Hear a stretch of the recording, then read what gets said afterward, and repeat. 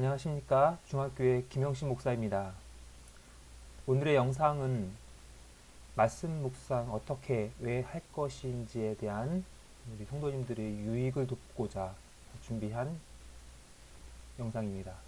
이 영상을 통하여서 우리 성도님들이 각 가정에서 또는 직장에서의 개인 경건 생활에 유익이 되기를 바라봅니다.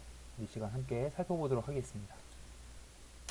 말씀 묵상 어떻게 왜 이 질문은 사실은 성도님들이 신앙생활을 시작하면서 많이 가졌던 질문이며 또 답이 될 수 있습니다. 나름의 각자 답도 가지고 계실 테지만 오늘은 조금은 실제적으로 어떻게 준비할지 살펴보는 시간 갖도록 하겠습니다. 말씀 묵상, 소위 그 QT, 경건의 시간, 이런 시간을 가지려면 어떻게 해야 할까요? 또 무엇이 필요할까요? 먼저 돈이 필요합니다. 시작부터가 매우 세속적이라 느낄 수 있지만 지금 전해드리고자 하는 바는 실제적인 도움을 위한 것이기 때문에 감안을 하시고 보시면 좋겠습니다. 두 번째로는 시간이 필요합니다. 어떠한 말씀 묵상이 되었든지 그 방법론이 되었든지 간에 그 모든 것들은 시간이 필요하다는 의미이죠. 돈과 시간이 중요합니다. 말씀 묵상을 하려면 먼저 돈이 필요합니다. 매우 간단한 얘기지만 성경을 사기 위해선 돈이 필요하기 때문이겠죠. 이미 가지고 계신 성경이 있을 수 있겠지만 또 다른 의미에서 성경을 갖추기 위해선 돈이 필요하죠.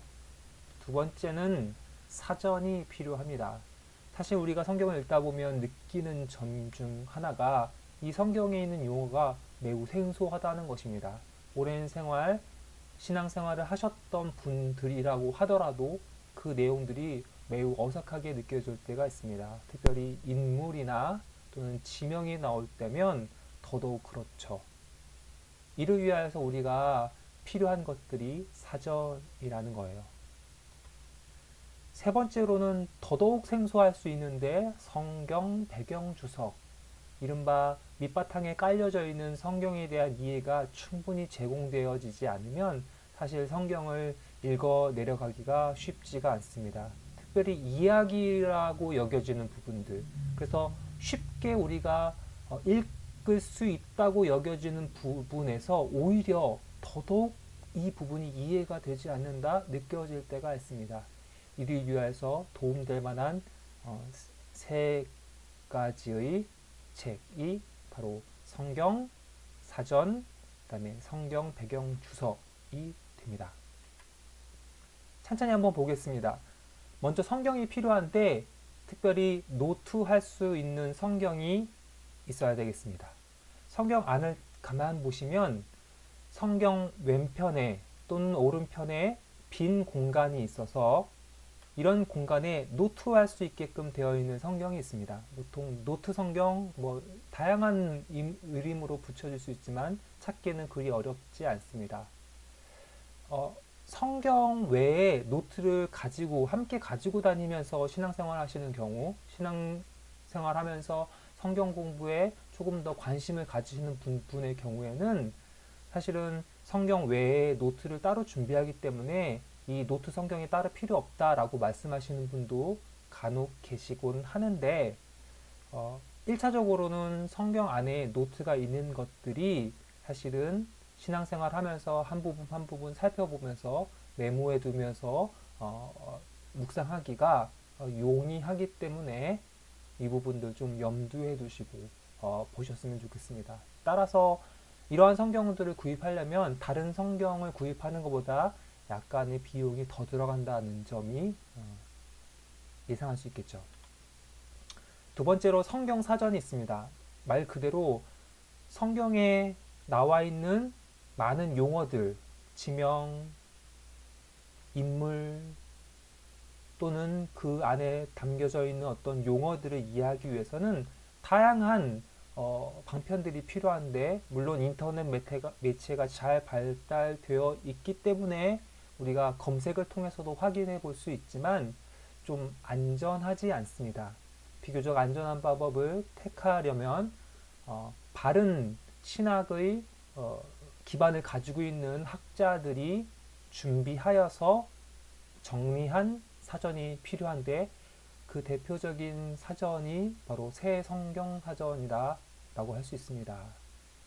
이 성경 사전은 목회자들도 즐겨 쓸 만한 책입니다. 그래서 설교에 많은 도움을 얻기도 하는데, 우리 성도님들께서도 충분하게 사용하실 수 있는 사전입니다.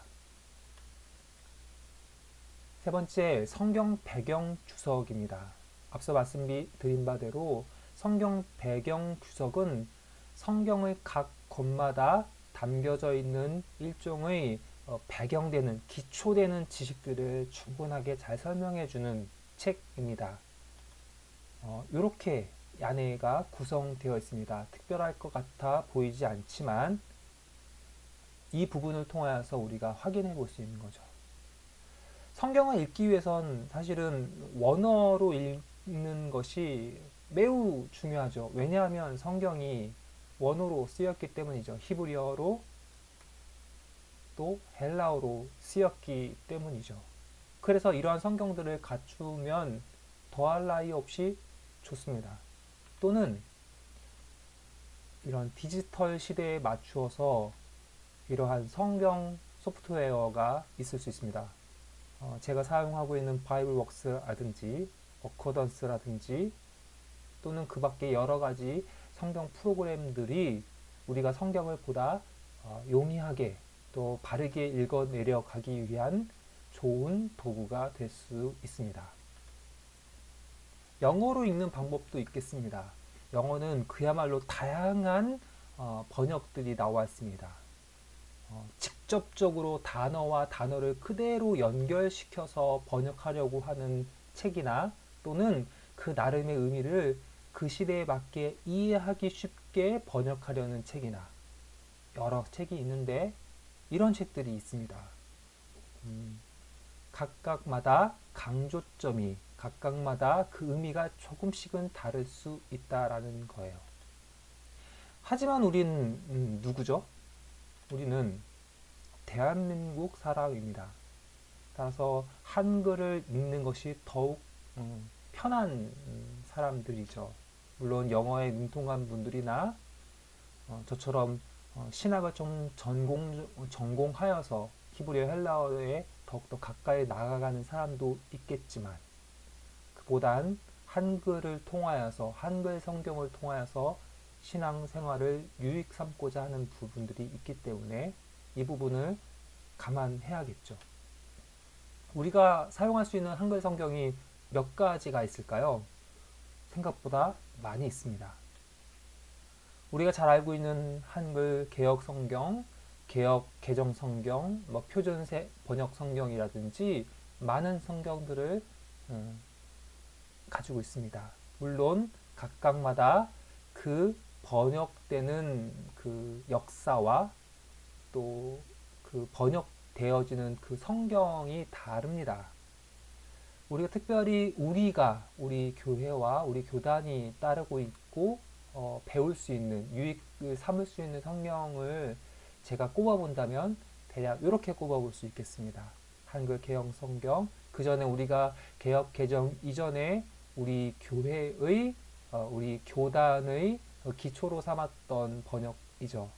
물론 이것들이 완벽하다 할 수는 없지만 그래도 그동안 우리 교회와 우리 각 성도님들의 신앙의 유익을 삼았다는 점은 부인할 수 없습니다. 또한 우리가 지금 쓰고 있는 개역 개정도 훌륭한 번역 중에 하나입니다.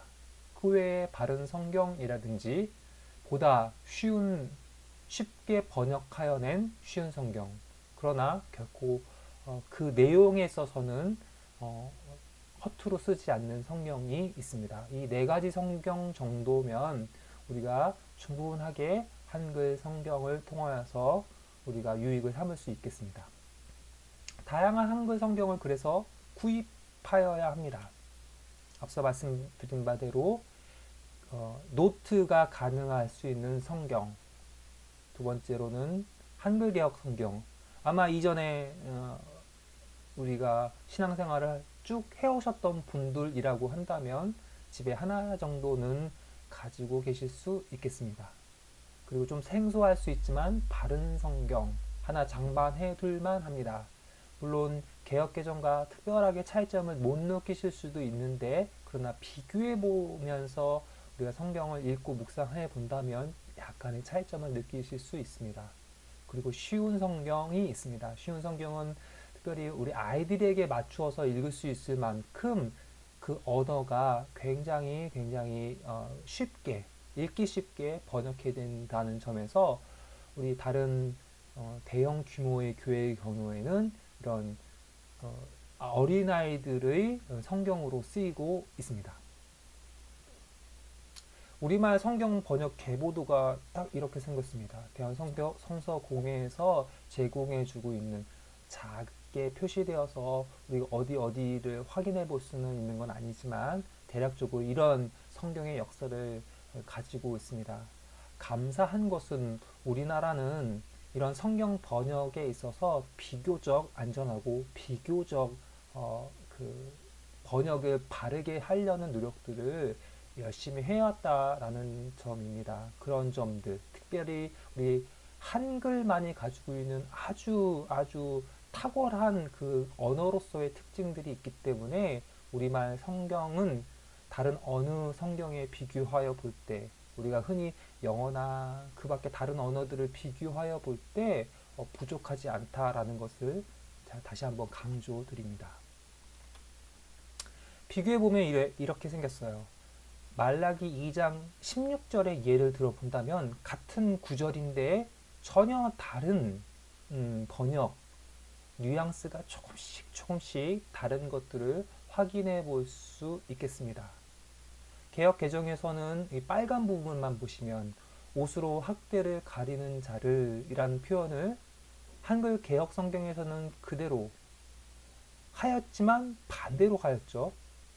바른 성경에서는 자기 옷으로 포악을 가리우는 자를, 쉬운 성경에서는 폭력을 휘두르기를 마치 옷을 입듯이 너무나 쉽게 하는 사람을 조금 풀어서 번역하려는 모습이 보입니다. 뒷부분 보시면 거짓, 괴사, 배신, 성실이란 단어로 전혀 다르게 번역하고 있는 모습을 볼 수 있습니다. 16절 하나 보더라도 이러한데 성경 전체가 그렇다고 한다면 사실은 우리는 성경을 다양한 번역서를 통하여서 도움받아야 하는 것이 성경을 바르게 묵상하고 그 묵상한 말씀을 바르게 우리의 삶에 적용시키는 데서 있어서 중요하다고 봅니다. 두 번째로 말씀 묵상을 하려면 시간이 필요합니다. 사실은 시간을 적절하게 제공해 주지 않은 가운데서 우리가 어떠한 것을 충실하게 할 수 있다라는 것은 그 어떠한 목록을 마련하다고 하더라도 말이 되지 않습니다. 특별히 시간이 필요한 이유가 있습니다. 뭐냐면 잘 읽기 위해서입니다. 잘 읽으려면 여러 번 읽어야 되고 또 다양한 방편으로 읽어서 그 부분을 잘 습득할 수 있어야겠습니다. 본문을 잘 읽기 위한 5가지 방법이 있습니다. 물론 학자마다 다양하게 말씀드릴 수 있지만 저는 오늘 본문에 근거하여서만 한번 보도록 해보겠습니다. 첫 번째, 본문을 잘 묶어야 합니다. 두 번째, 본문만 읽어야 합니다. 세 번째, 빠짐없이 읽어야 합니다. 네 번째, 조금 더 읽어야 합니다. 마지막으로 찾아서 읽어야 합니다. 이 부분들을 우리가 조금 성실하게만 습관처럼 익히게 된다면 비교적 각 개인의 성경 읽기가 크게 향상될 거라고 봅니다. 먼저 본문을 잘 묵기 위해서는 어떻게 해야 될까요? 우리가 흔히 개인 경건 생활을 충실하게 하시는 분들은 큐티 책을 잘 이용하고 있습니다. 여러 큐티 책, 유익한 큐티 책 아주 많이 있습니다. 그러나 이미 이렇게 나누어져 있는 큐티책. 그래서 물어보는 거예요. 큐티책 이미 나눠져 있으니까 우리가 굳이 나눌 필요가 있겠습니까? 라는 질문을 혹 던질 수 있습니다. 그럴 때 우리는 이런 질문을 던져봐야 됩니다. 어떻게 나누어졌을까? 질문을 드리면 이렇습니다. 이 큐티책 단락은 해석되었습니다. 무슨 얘기냐면 이 단락의 구분이 그 단락을 구분한 어떤 학자들 또는 목회자들에 의해서 이미 해석되어진 구분이라는 뜻이죠. 그러면 어떻게 단락을 조금은 객관적으로 나눌 수 있을까? 네 개로 나누어 볼 수가 있을 것 같습니다. 첫 번째, 장소. 두 번째, 시간. 세 번째, 인물. 네 번째, 주제입니다. 특별히 마지막 부분 주제에 있어서는 신학적 뜻에 대한 부분들이 강조가 되기 때문에 조금 더 유의하여야겠죠.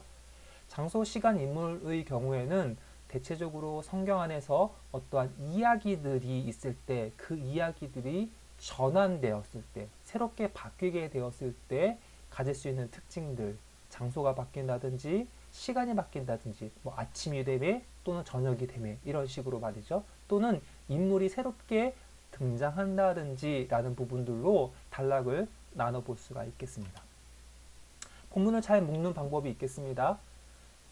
왼편에 보여지고 있는 사도행전 7장 25절 그리고 사도행전 7장 35절까지 부분들을 한 큐티책이 한 단락으로 나누었습니다. 가만히 보시면 별 무리 없는 것 같아 보입니다. 그런데 만약에 저라면 이렇게 나눠볼 수 있겠습니다. 사도행전 2장 23절에서 7장 34절로 하나로 묶어볼 수 있을 것 같습니다. 왜냐하면 표시해드린 대로 40이란 수가 7장 전체를 통하여서 특별히 모세의 이야기를 통하여서 나누는 큰 키워드라고 하기 때문입니다. 7장 34절에 보면 네, 네, 네 라는 주어가 등장하죠. 하나님이죠.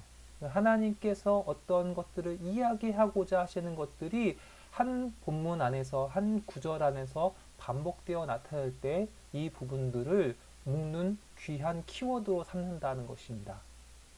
물론 이것들은 굉장한 많은 노력이 필요하죠. 신학적으로 훈련되어질 때 이 부분들이 눈에 띌 수 있지만 한 가지 우리가 유념해 볼 것은 이런 거죠. 우리 성도님들께서도 유익 삼을 수 있는 것은 장소가 바뀐다든지 시간이 바뀐다든지 인물이 바뀐다든지 또는 이렇듯 반복되는 것이 나타났을 때 이 동그라미를 한번 쳐보시는 거죠. 그러면서 단락들이 어느 정도 나누어질 수 있는 것을 느끼실 수 있을 거예요. 두 번째는 본문만 읽기입니다. 쉽게 말해서 본문에 없는 내용을 추가하지 말라는 것입니다. 사실 우리가 이 물에다가 독극물 많게도 아니고 조금만 넣어도 그 물 마실 수 있겠습니까? 치명적으로 위험에 빠지지 않겠습니까? 마찬가지로 본문만 읽는다는 건 결코 쉽지 않습니다. 본문에 없는 내용을 추가하여 또는 상상하여 추측하여 우리가 성경을 읽는 습관을 들이게 된다면 그러한 것들을 버리지 못하게 된다면 사실은 성경 본문들을 우리가 이미 다 알고 있는 내용이야 라고 여기고 있지만 사실은 우리의 추가된 추측과 상상에 의해서 왜곡된 성경의 내용일 가능성이 많습니다. 따라서 본문만 읽기라는 부분들을 유념하여서 살펴봐야 되겠습니다. 세 번째는 빠짐없이 읽기입니다. 두 번째 있는 내용과 연결될 수 있는 내용이라 할 수 있겠죠. 본문에 있는 내용을 삭제하지 말라는 것입니다. 본문의 버젓이 번역되었고 또는 이미 원문에도 있는 내용들인데 그 내용들을 삭제하는 행위들이 생각보다 많이 있습니다. 우리는 사실은 보고 싶은 것만 봐요. 그래서 그 보고 싶은 것만 보는 것으로 인하여서 본문에 있는 내용들을 의도적으로 읽지 않는 경우가 적지 않습니다. 우리가 읽고 싶은 축복의 내용들이 있는데 뒤이어 나오는 심판의 내용들을 읽고 싶어 하지 않는 거예요. 또는 앞뒤가 바뀔 수도 있겠죠. 성경 전체의 내용들을 충분하게 최소한 본문 한 구절에 담겨져 있는 모든 내용들을 삭제하지 않는 것들이 우리에게 필요합니다. 본문만 빠짐없이 읽고 나서 어떻게 해야 하느냐? 본문을 다이어트 시켜야 합니다. 이거 아까 본문을 삭제하지 말라는 것과 위배되는 것 아닙니까? 그것은 아니고 요약이죠. 요약. 뼈대를 만들어 보는 연습을 하는 겁니다.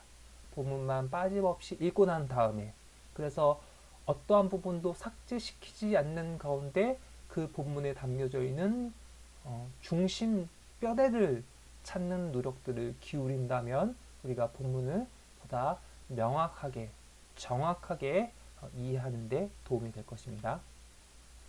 네 번째, 조금 더 읽기입니다.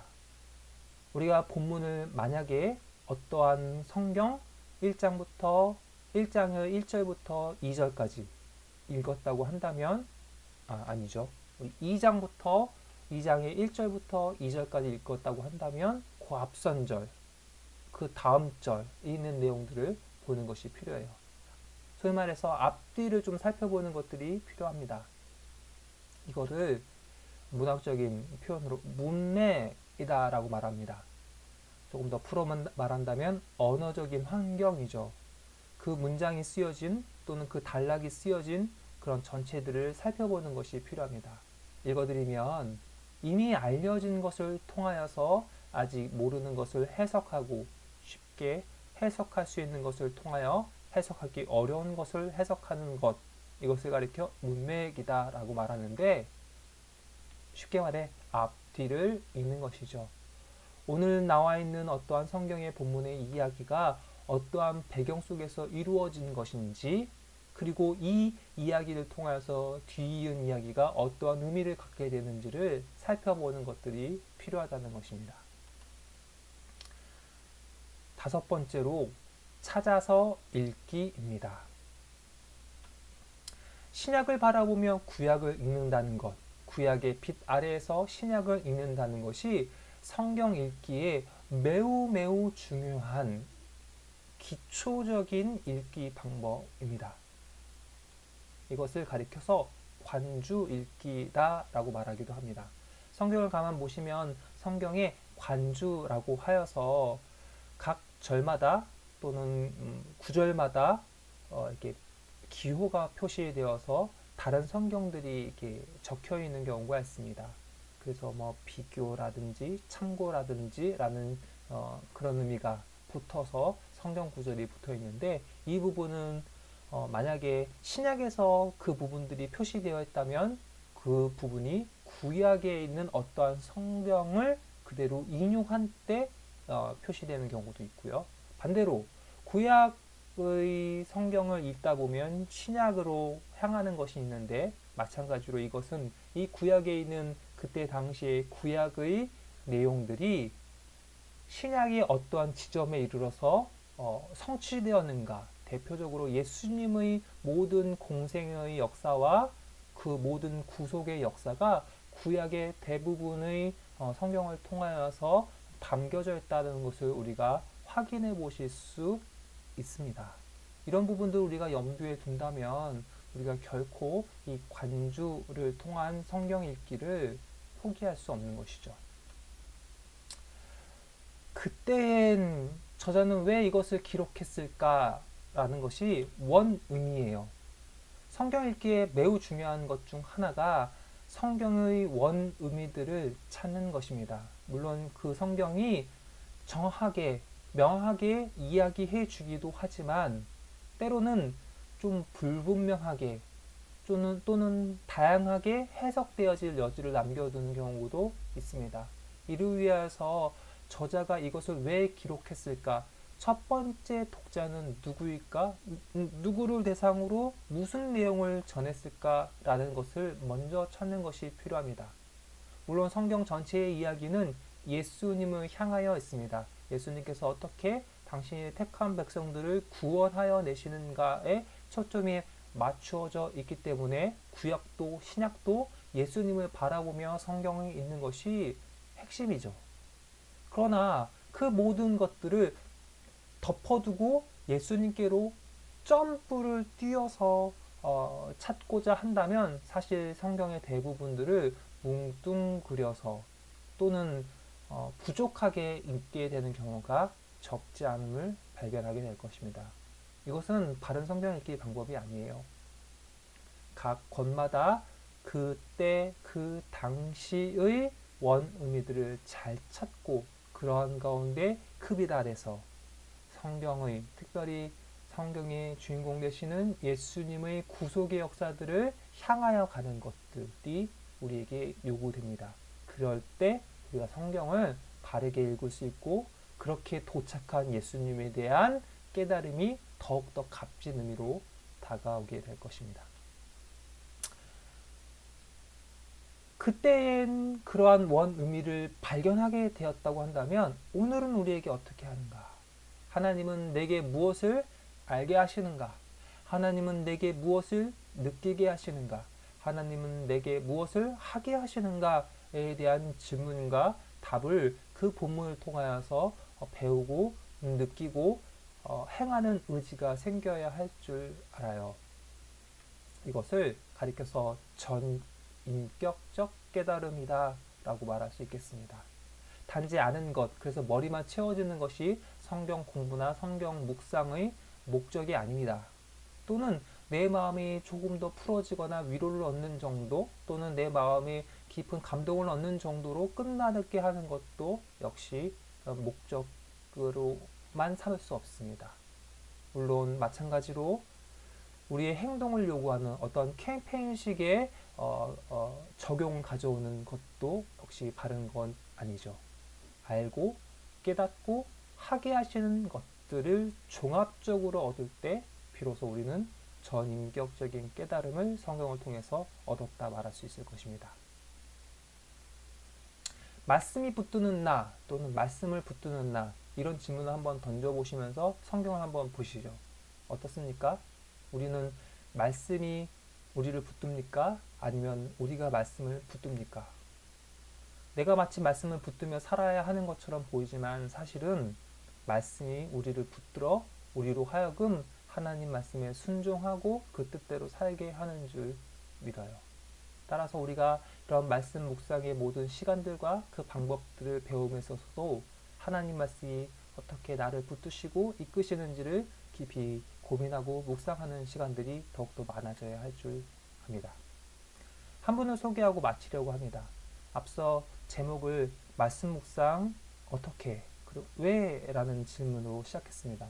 사실은 앞선 네 부분의 내용들이 어떻게 할 것인지에 대한 물론 왜에 대한 부분도 담겨져 있는 것이긴 하지만 어떻게가 많이 주어졌다고 한다면 왜에 대한 답은 이분을 예를 들어서 말씀드리고 싶습니다. 이분은 박희천 목사님입니다. 내수동교회의 목사님이세요. 원로 목사님이세요. 지금 나이가 94세시라고 하더라고요. 이분이 2014년도 1월에 국민일보에서 그 인터뷰를 한 내용들이 있습니다. 그 부분을 좀 소개해 드리고 싶습니다. 제목은 이렇습니다. 미수에도 매일 7시간 30분 성경 공부하는 박희천 목사. 미수란 뜻은 88세란 뜻이라고 하네요. 그러니까 88세에도 여전히 성경 읽기를 게으르지 않는다라는 의미죠. 그분께서 하시는 말씀, 그 소제목이 바로 목숨을 걸고 성경 공부해야 합니다. 주님을 발견하기 위해. 짧게만 소개 한번 해드리겠습니다. 서울 내수동교회 원로 목사 박희천 목사는 올해 88세이다.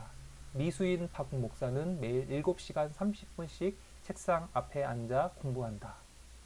현직에 있을 때에는 11시간 30분씩 공부했어요.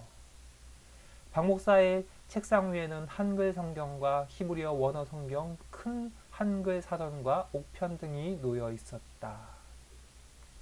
그는 크리스천, 특히 목사들은 목숨 걸고 성경을 읽어야 한다고 말했다.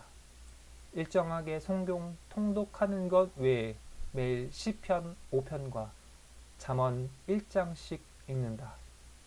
1950년 1월 1일부터 시작한 이후 하루도 빠짐없이 그렇게 하고 있다. 지금까지 시편과 잠언을 700독 이상 했다. 이분께서 하신 말씀 가운데 이 말씀이 있어요. 다른 것 하지 말고 성경 본문을 많이 보아라. 그러면서 이런 말씀하시네요. 성경은 결코 간단하게 점령되는 책이 아닙니다. 건방진 이야기 같지만 67년 온 마음을 다해 성경을 공부해도 이 정도인데 설렁설렁 할 것 다 하면서 성경 보아가지고 어떻게 그 깊이와 너비를 알 수 있겠습니까? 성경이 있는 목적이 무엇인가? 성경을 알아야 하나님 아는 것 아닙니까? 피조물인 인간에게 하나님 알고 사랑하는 것보다 더 큰 과업이 어디 있겠습니까? 하나님을 발견하기 위해선 성경을 읽어야 합니다. 성경 공부에는 한 방이 없다면서 성경 연구는 뜨개질과 같다고 말했다고 합니다. 일생 동안 한 코 한 코 뜨개질 하듯 하나님을 알아나가야 합니다. 그렇게 하나님을 발견하다가 이 세상을 떠나는 것입니다. 이러면서 또 이런 말씀하시네요. 들어있는 대로 나오게 되어 있습니다. 참기름병 기울이면 참기름이 나오고 석유병 기울이면 석유가 나옵니다. 들어있는 것이 그거니까요. 내가 성경을 먹어야 성경의 말이 나옵니다. 누에가 뽕잎을 먹지 않고 명주실을 낼 수 있겠습니까? 은행에 예금하지 않고 출금할 수 있냐고요. 안 됩니다. 금강산을 가파산이라고 불렀습니다. 금강산은 가보아야 알 수 있다는 말입니다. 성경 안 보고는 결코 성경을 말할 수 없습니다. 제가 짧게 몇 문장들을 이렇게 뽑아내어서 우리 성도님들께 나눠드리고 있지만 읽어볼 만한 두고두고 살펴볼 만한 내용이라고 보여집니다. 성도님 여러분, 우리는 그동안 어떻게 말씀 묵상을 했습니까? 우리가 이 박희천 목사님처럼은 아니라고 하더라도 많은 도구들을 통하여서 유익하게 성경 읽는 방법들을 우리가 제공받을 수 있음을 알았다고 한다면 실천할 수 있는 이번 기회가 되었으면 좋겠습니다. 이 5가지의 성경 읽기 방법을 통하여서 유익을 삼을 수 있었으면 좋겠습니다. 물론 오늘 영상은 성경 읽기의 관점에서만 말씀드리는 것인데 이 부분도 사실 결코 쉽지 않습니다. 우리가 성경을 계속해서 통독해 오고 있지만 성경 통독하다 보면 도대체 무슨 내용인지 알 수 없는, 성경 사전을 보더라도 배경을 보더라도 쉽게 이해할 수 없는 내용들이 있는데, 이를 위하여서 우리 믿음의 선배들은 또 다른 다양한 방편들로 우리의 신앙을 도왔습니다. 이 부분도 앞으로도 다른 영상을 통하여서 만날 수 있으면 좋겠습니다.